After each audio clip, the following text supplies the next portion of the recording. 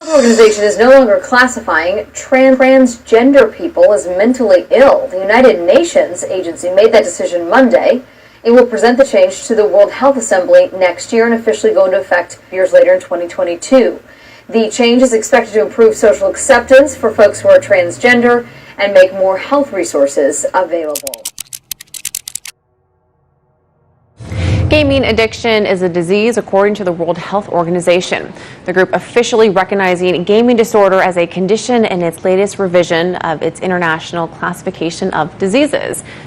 It feels a little odd to categorize it as a health issue. New at 10, being transgender no longer considered a mental illness. The World Health Organization announced this week they're reclassifying being transgender in hopes of destigmatizing it.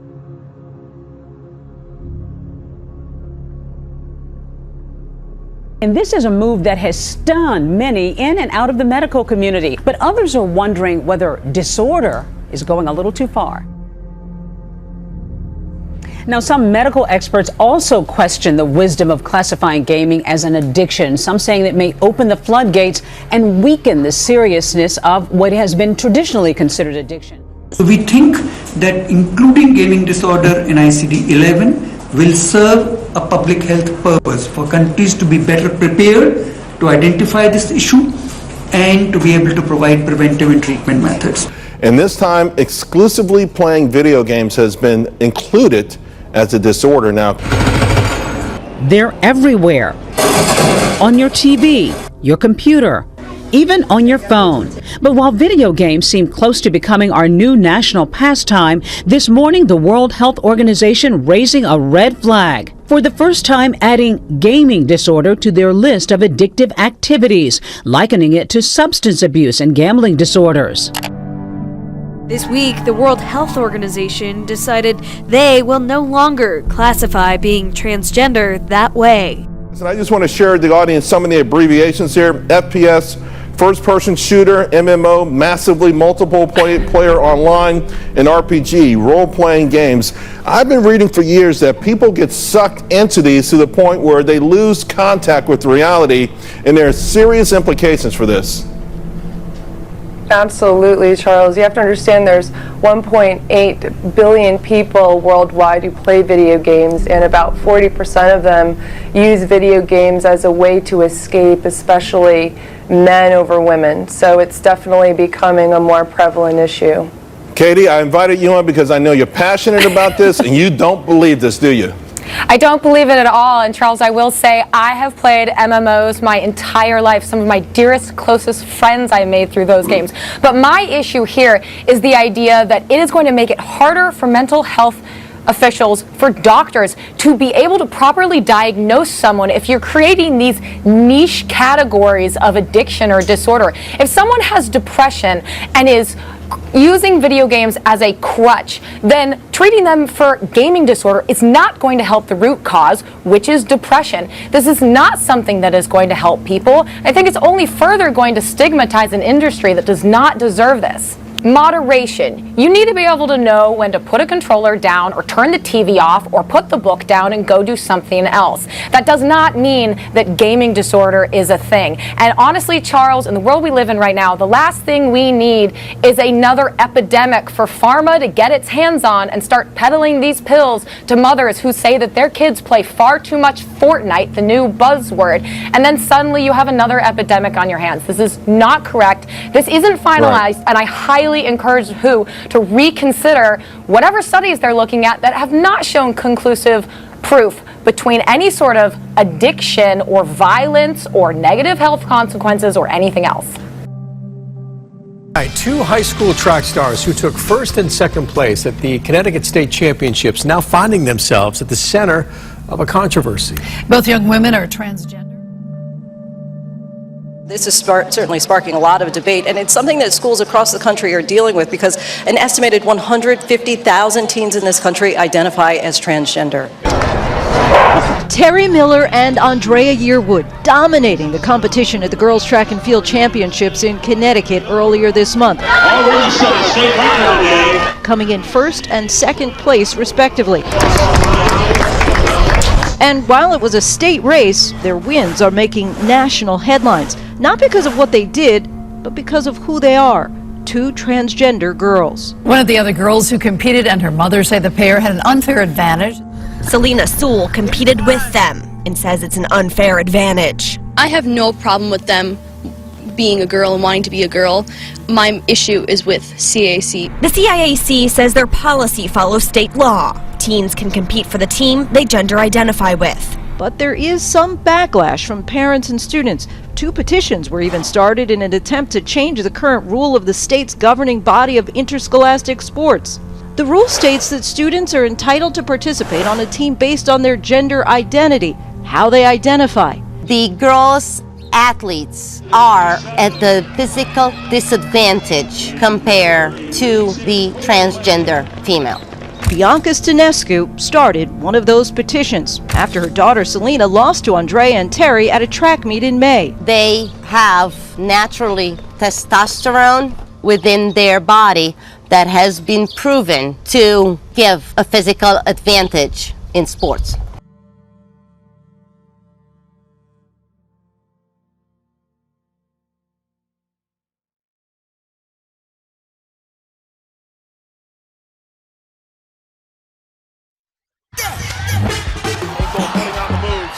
Star defender for the North Carolina Courage professional soccer team, Jaylene Hinkle has always found her place on the field. It's just like this identity that starts to become a part of you, and especially in college, like you're a student athlete, it always was with you. Jaylene's love for the game started on the youth soccer fields of Denver, Colorado. At that age, it was like, okay, I'm starting to connect the dots, and I want to see where this takes me. Like, I want to find out who God is. But as a teenager going into high school, she was more concerned about becoming a better soccer player and making friends. I don't think I ever hesitated or doubted my faith. Yeah, I know that I'm good and the Lord created me, but it's I want to fit in. Jaylene had a stellar high school career, earning a full ride to Texas Tech University. There, she thrived on and off the field, and even continued going to church. But now everyone knew her only as Jaylene the soccer player. And again, she found herself caught between two worlds. And on paper, I was doing really well, but inside, it's just I'm kind of miserable right now. I mean, there was Saturdays where you'd go out and you would hang out with your friends and you're partying, and then I'm I have church tomorrow morning, and then I'm in church and I'm what did I just do Saturday night? Just those wrestles of I want to fit in here, but I also want to fit in here, but where do I actually fit? Then her lifelong dream came within reach. Her coach told her she had the talent to go pro, if she wanted. I was well, yeah, I want to go to the next level. I feel I've always wanted to go to the next level. It just always seemed if that was an option, that I would want to do it. But going into the spring season of her junior year, Jaylene began having excruciating sharp pain in her left leg. An MRI revealed she had an extensive blood clot, prompting doctors to perform exploratory surgery. Because your vein is 80% closed, so you're not getting any blood flow. The fact that it's that close, we can't get our tools in there. So our next step would be in the second surgery, if it doesn't open overnight, somehow on the blood thinners that they'd already put me on, their next step was to put a stent in. And he's I'm so sorry to tell you this, but if we had to put a stent in, you can't play sports. You can't play contact sports. It's you being hit could internally cause bleeding. It would be life-threatening at that point. The one place where people were telling me identity was about to be taken away, and I was just, everything just came crashing down. Jaylene, along with her parents, turned to God in prayer. The first thing that my mom said to me was, we're just gonna pray. We're just gonna pray all night long. I know that you have the power either way this goes, and I'm not trying to make a deal with you, but if you allow me to play soccer, this is gonna be for you.